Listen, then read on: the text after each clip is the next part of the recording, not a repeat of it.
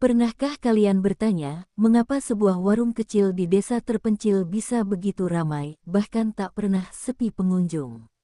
Apakah hanya karena makanannya yang lezat, atau ada sesuatu yang jauh lebih mengerikan di baliknya?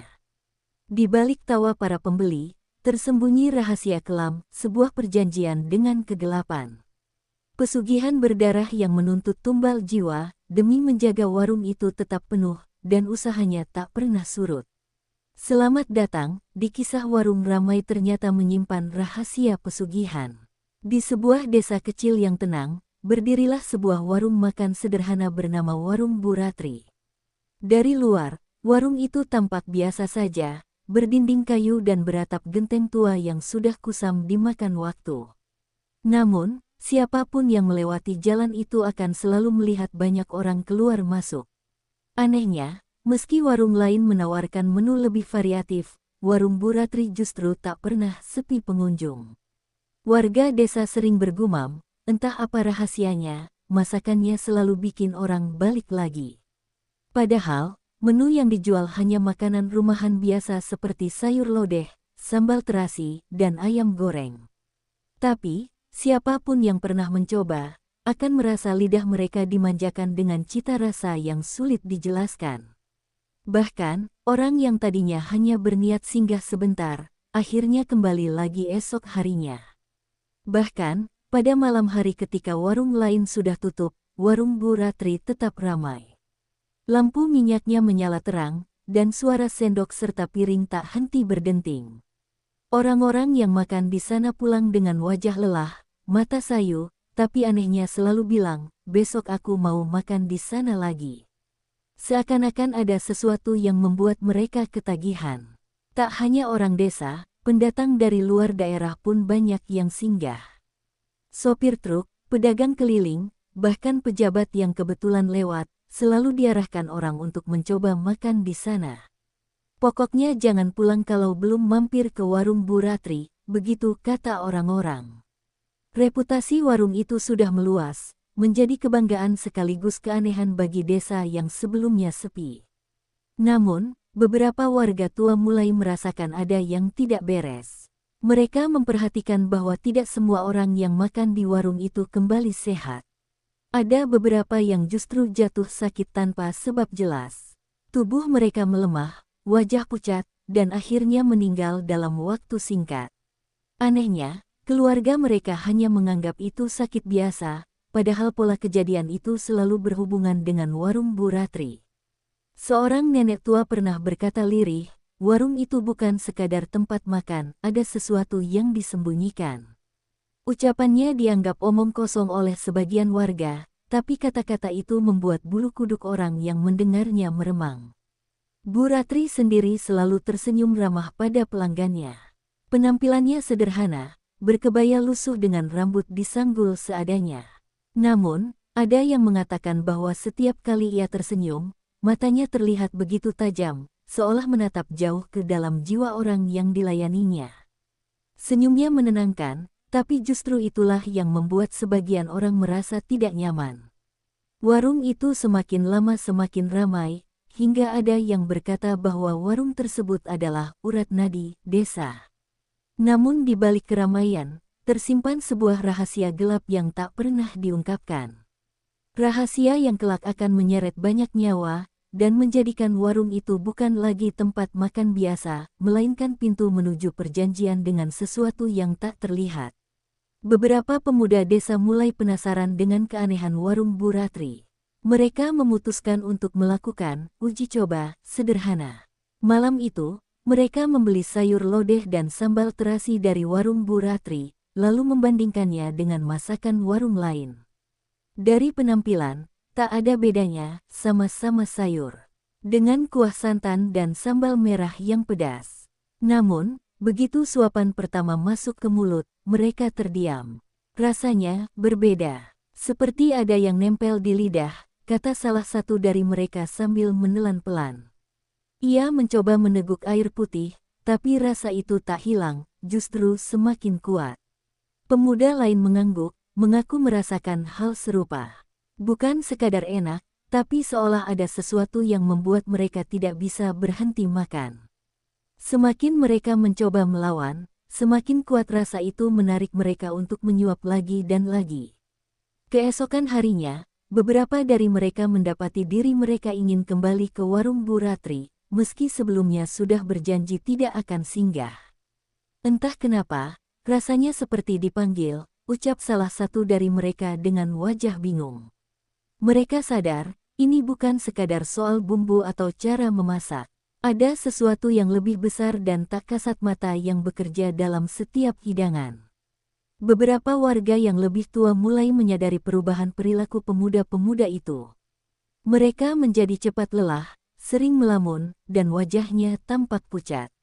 Salah seorang ibu menegur anaknya, "Kamu jangan sering-sering makan di sana, nak. Nenekmu dulu pernah bilang, jangan terlalu percaya sama makanan yang bikin ketagihan." Namun, sang anak hanya tertawa kecil dan tetap kembali ke warung itu. Semakin hari, semakin banyak warga yang mengaku tak bisa lepas dari masakan Bu Ratri. Bahkan ada seorang pria yang setiap malam harus makan di sana, meski rumahnya jauh. Jika tidak, tubuhnya gemetar, keringat dingin bercucuran, dan kepalanya pusing hebat. Istrinya menangis ketakutan, menyadari suaminya seperti kecanduan sesuatu yang lebih mengerikan daripada sekadar makanan. Ada pula kisah seorang pendatang yang singgah di desa itu. Awalnya ia memuji masakan Bu Ratri, menyebutnya sebagai makanan terenak yang pernah ia cicipi. Namun, saat ia hendak pulang ke kotanya, ia justru jatuh sakit di perjalanan. Tubuhnya kurus hanya dalam beberapa hari, seolah energinya tersedot habis. Orang-orang mulai berbisik bahwa semua itu ada hubungannya dengan warung yang terlalu ramai itu. Beberapa pemuda yang dulu ikut uji coba mulai merasa menyesal. Mereka bermimpi buruk setiap malam, melihat meja warung penuh darah, piring berisi potongan tubuh manusia, dan wajah Bu Ratri tersenyum di balik asap hitam. Mereka terbangun dengan tubuh basah oleh keringat, tapi anehnya, keesokan harinya mereka tetap kembali ke warung itu. Seolah ada kekuatan gaib yang mengikat mereka. Warung Bu Ratri kini bukan hanya sekadar tempat makan. Ia telah menjadi candu, perangkap yang pelan-pelan menggerogoti jiwa dan raga siapa saja yang berani mencicipinya. Desa mulai sadar, ada sesuatu yang janggal. Tapi rasa enak yang terlalu nikmat itu membuat banyak orang memilih diam, meski di hati mereka mulai timbul rasa takut yang tak bisa dijelaskan. Malam itu, suasana desa begitu sunyi. Angin bertiup pelan melewati rumpun bambu, menimbulkan suara gesekan yang menyeramkan. Seorang tetangga yang tinggal tepat di samping warung Bu Ratri, Pak Saman, terbangun dari tidurnya karena mendengar suara aneh. Suara itu bukan suara binatang atau angin, melainkan erangan lirih, seperti seseorang yang sedang kesakitan. Ia mengernyit, mencoba mendengarkan lebih seksama. Erangan itu terdengar jelas berasal dari arah warung. Pak Saman memberanikan diri mengintip dari celah jendela rumahnya.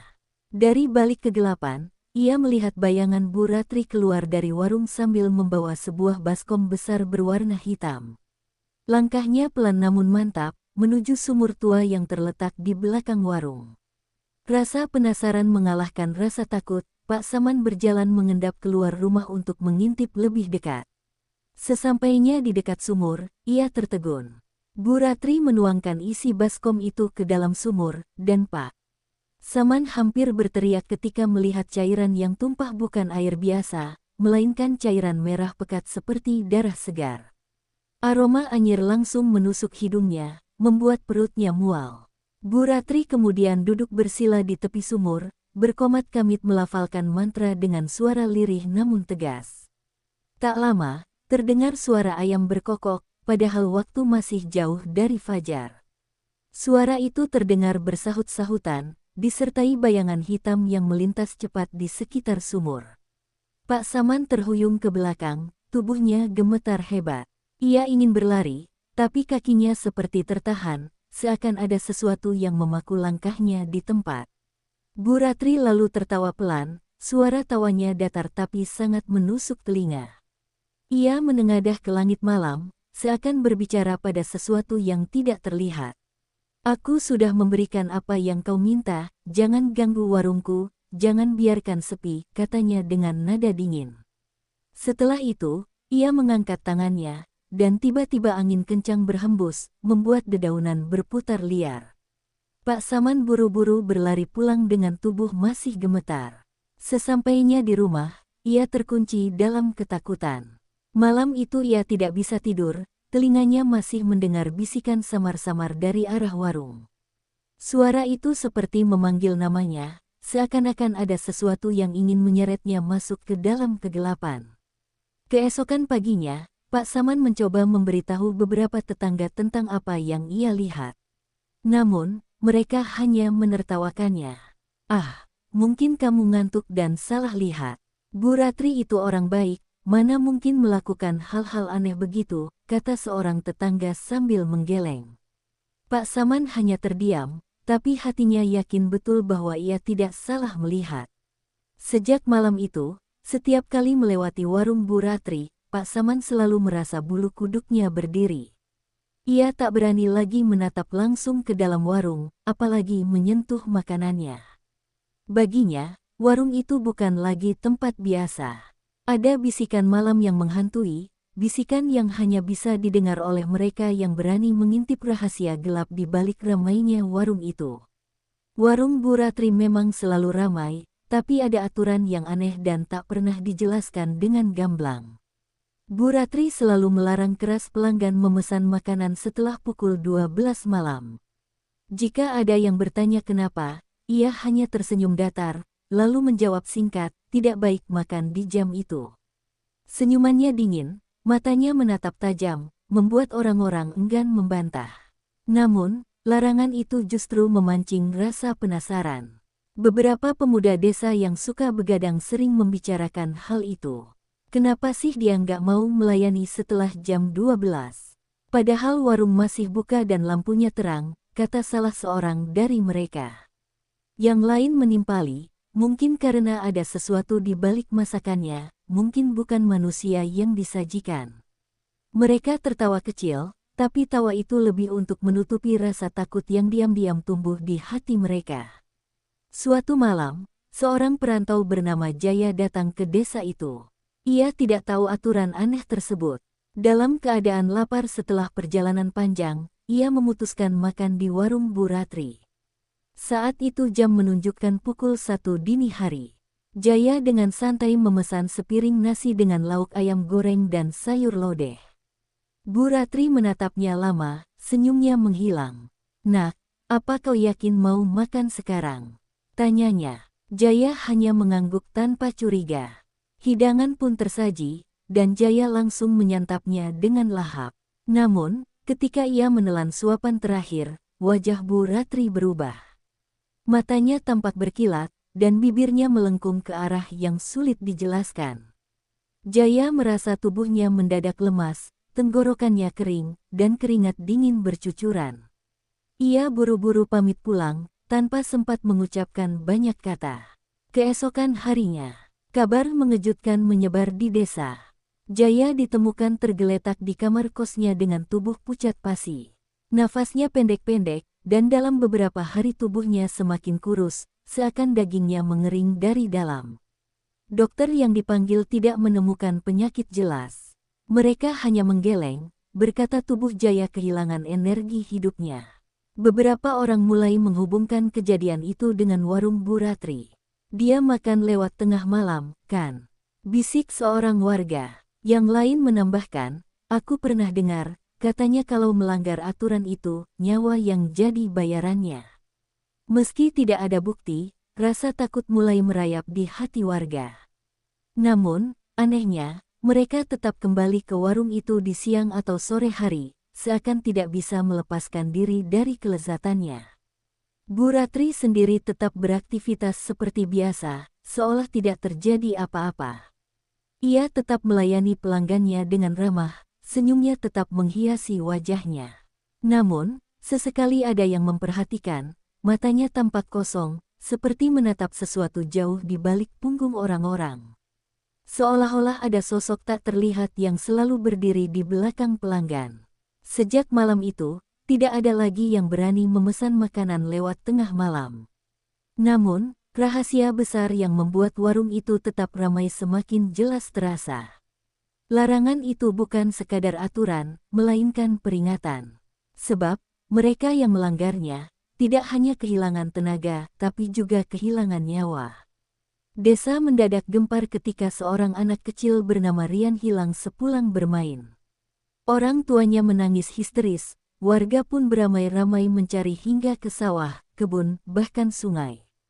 Namun hasilnya nihil. Jejak terakhir yang terlihat adalah Rian sedang bermain kelereng bersama teman-temannya di dekat halaman warung Bu Ratri. Setelah itu, seolah ditelan bumi, ia tak pernah kembali. Malam harinya, suasana desa semakin mencekam. Beberapa warga yang masih terjaga mengaku mendengar suara tangisan anak kecil dari arah warung. Tangisan itu lirih, terdengar putus-putus, seperti seseorang yang minta tolong. Namun, ketika mereka mencoba mendekat, suara itu mendadak hilang. Yang tersisa hanya warung yang tampak lengang, dengan lampu minyak yang bergoyang pelan seolah ditiup angin. Seorang ibu bersumpah melihat sosok anak kecil duduk di kursi depan warung, kepalanya tertunduk. Ia berlari mendekat, yakin bahwa itu Rian, tapi ketika jaraknya hanya beberapa langkah, sosok itu perlahan menghilang, menyisakan udara dingin menusuk tulang. Ibu itu pingsan seketika, membuat warga semakin yakin bahwa ada sesuatu yang mengerikan di balik warung tersebut. Keesokan harinya, warung Bu Ratri justru semakin ramai. Orang-orang luar desa datang berbondong-bondong. Anehnya, meski ada kabar anak hilang, tak seorang pun merasa curiga atau takut untuk makan di sana. Justru mereka memuji kelezatan makanan yang disajikan. Warga desa hanya bisa menatap dengan tatapan muram, sadar bahwa semakin banyak korban, warung itu justru semakin makmur. Beberapa orang mulai berbisik-bisik, menghubungkan hilangnya Rian dengan pesugihan. Mungkin dia tumbal, kata seorang lelaki tua dengan suara bergetar. Warung itu butuh darah segar untuk terus ramai. Namun, tak seorang pun berani mengucapkannya keras-keras di depan Bu Ratri.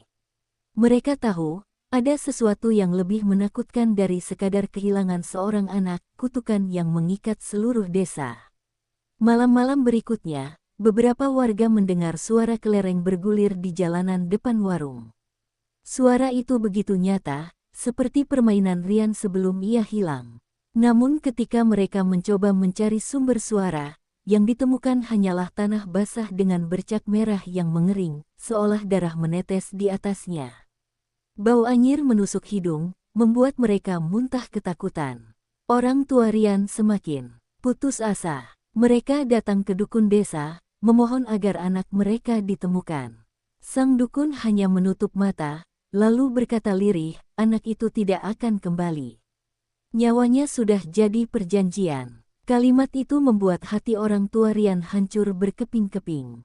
Mereka menangis sepanjang malam, sementara warga lain hanya bisa terdiam, tidak mampu berbuat apa-apa. Sejak saat itu, warung Bu Ratri tidak hanya dikenal sebagai warung paling laris, tapi juga sebagai tempat yang menelan nyawa seorang anak. Namun anehnya, justru semakin banyak orang luar yang datang, seakan energi tumbal itu membuat warung tersebut makin kuat. Rahasia pesugihan semakin sulit disembunyikan, dan warga hanya bisa menunggu siapa korban berikutnya. Sejak hilangnya Rian, beberapa warga memberanikan diri mengintip ke arah dapur warung Bu Ratri. Mereka penasaran, bagaimana bisa makanan di sana selalu terasa enak, berbeda dengan masakan pada umumnya. Namun, setiap kali mereka mendekat, udara tiba-tiba berubah dingin, seolah ada sesuatu yang menolak keberadaan mereka. Suatu malam, seorang pemuda bernama Bayu nekat. Ia pura-pura membeli makanan, lalu diam-diam mengendap ke arah dapur saat Bu Ratri sibuk melayani tamu. Dari celah pintu, Bayu melihat sesuatu yang membuat bulu kuduknya berdiri. Di sudut dapur, ada sosok hitam besar dengan mata merah menyala, tengah menjilati sebuah kuali yang penuh darah segar. Bayu menahan napas, tubuhnya gemetar.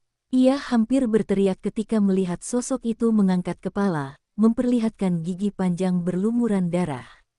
Namun sebelum sempat bergerak, Bayu mendengar suara Bu Ratri dari belakang. Kau lihat apa, Nak? Suara itu pelan tapi menusuk, membuat Bayu langsung lari terbirit-birit tanpa sempat menoleh lagi. Keesokan harinya, Bayu jatuh sakit. Tubuhnya panas, matanya sayu, dan ia terus mengigau tentang mata merah di dapur. Beberapa kali ia berteriak dalam tidurnya, menyebut-nyebut nama Rian, seolah melihat anak itu bersama sosok menyeramkan tadi. Warga desa yang mendengar cerita Bayu semakin yakin bahwa warung itu memang menyimpan sesuatu yang tak boleh dibuka. Di malam ketiga setelah Bayu sakit, keluarganya mendengar suara langkah kaki di sekitar rumah. Ketika mereka mengintip keluar, terlihat bayangan hitam besar berjalan mondar-mandir, lalu menghilang di kejauhan menuju arah warung Bu Ratri. Saat itu pula, Bayu berhenti bernapas. Desa kembali berduka, dan mereka percaya, kematian Bayu adalah harga yang harus dibayar karena mencoba mengintip rahasia. Anehnya, setelah kejadian itu, warung Bu Ratri semakin ramai lagi. Orang-orang luar datang lebih banyak, bahkan rela antre panjang. Bau masakan dari dapur begitu menggoda, seolah-olah ada sesuatu yang membuat semua orang ingin mencicipinya. Hanya warga desa yang diam-diam menolak makan di sana, mereka sudah tahu harga dari kelezatan tersebut. Beberapa tetua desa mengingatkan, pesugihan yang melibatkan makhluk gaib biasanya menuntut tumbal jiwa, dan setiap kali ada yang berani membongkar rahasia, maka nyawanya akan dipetik. Mereka mulai sadar, warung itu tidak sekadar tempat makan, melainkan sebuah altar persembahan. Dan Bu Ratri hanyalah perantara dari makhluk yang lebih mengerikan. Sejak itu, warga desa hanya bisa berdoa agar tidak ada lagi yang penasaran dengan dapur warung tersebut. Namun, bisikan tentang sosok di balik dapur semakin menyebar, membuat banyak orang tergoda untuk mencari tahu. Mereka tidak tahu, setiap rasa ingin tahu hanya akan mendekatkan mereka pada akhir yang tragis. Semakin banyak warga desa yang menghilang, semakin kuat pula kecurigaan bahwa mereka semua adalah korban tumbal dari warung Bu Ratri. Namun, tidak ada satupun yang berani menuduh secara terang-terangan. Mereka takut pada tatapan mata Bu Ratri yang selalu dingin, seakan bisa membaca isi hati orang yang berhadapan dengannya. Pada suatu malam Jumat Kliwon, suasana desa terasa berbeda. Angin berhembus pelan namun dinginnya menusuk tulang. Dari kejauhan, terdengar suara gamelan samar bercampur dengan bau anyir darah. Beberapa warga yang masih terjaga mendengar suara langkah kaki beriringan, seakan ada prosesi aneh yang sedang berlangsung menuju arah warung.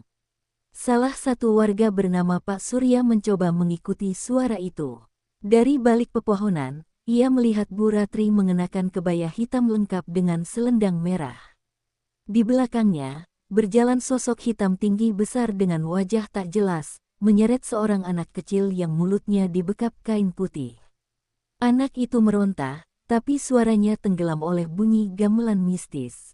Pak Surya menahan napas, tubuhnya kaku. Ia ingin menolong, tapi kakinya terasa berat seakan ada yang menahannya.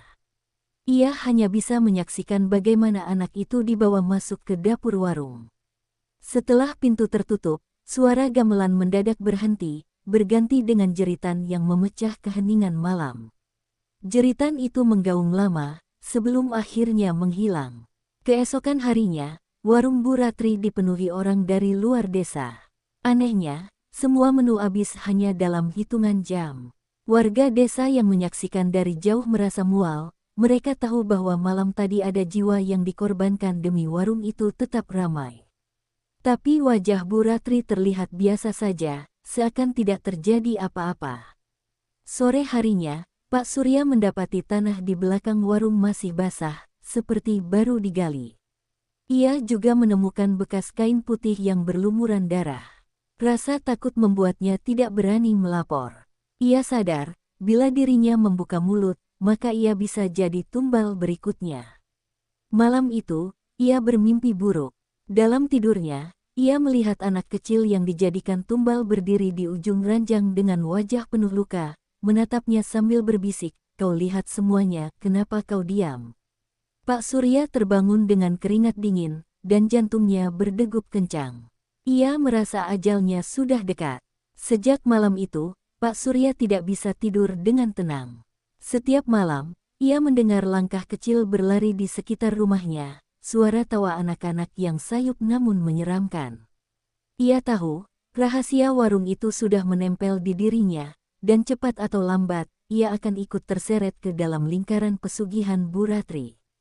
Malam purnama berikutnya, suasana desa semakin mencekam. Kabut turun begitu tebal hingga jarak pandang hanya beberapa meter. Dari warung Bu Ratri, terdengar suara gamelan disertai bau kemenyan bercampur amis darah. Warga desa menutup rapat pintu rumah mereka, namun hati mereka tetap berdebar, seakan tahu akan ada kejadian besar malam itu. Pak Surya, yang sudah dihantui rasa bersalah dan mimpi buruk, akhirnya memberanikan diri mendekati warung. Dengan membawa doa-doa yang diajarkan para tetua, ia berharap bisa mengakhiri teror pesugihan itu. Namun, baru saja ia melangkah masuk halaman warung, tiba-tiba angin kencang bertiup, dan suara tertawa perempuan menggema dari segala arah.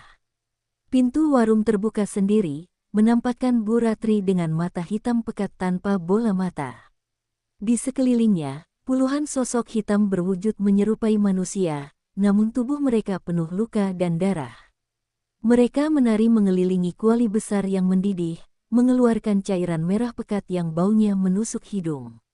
Pak Surya gemetar, tetapi ia tetap melantunkan doa. Sesaat, suara gamelan terhenti, dan sosok-sosok hitam itu menoleh ke arahnya. Bu Ratri menjerit marah, lalu menunjuk Pak Surya dengan teriakan lantang, "Dia pengkhianat. Dia harus jadi tumbal berikutnya." Seketika, para makhluk itu menyerbu, tubuh mereka bergerak cepat seperti bayangan. Pak Surya berusaha berlari, namun kakinya terpeleset tanah basah di halaman warung.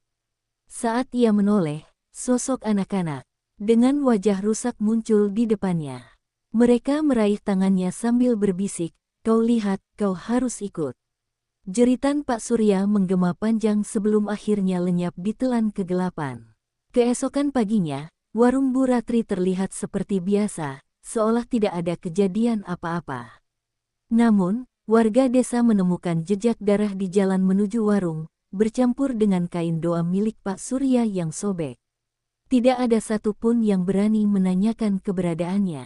Semua hanya diam dalam ketakutan. Warung itu semakin ramai, didatangi pembeli dari berbagai kota.